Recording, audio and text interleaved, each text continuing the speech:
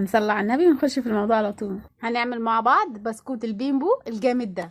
ربع كيلو زبده متماسكه هنضرب فيها لحد ما تبقى لونها عامل زي الكريمه كده. ننزل بالمكونات، مكون هننزل بيه هنضرب فيه لحد ما يدوب تماما.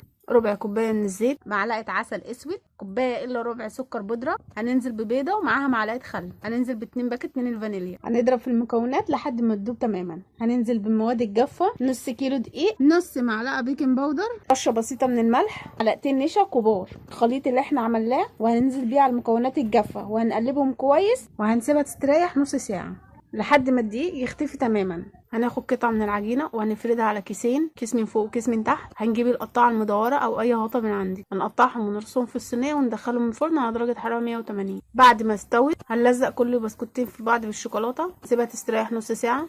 بعد كده هنغلفها بالشوكولاته من بره في التلاجة نص. وده الشكل النهائي بتاعنا، مفيش احلى من كده. والسلام عليكم ورحمه الله وبركاته.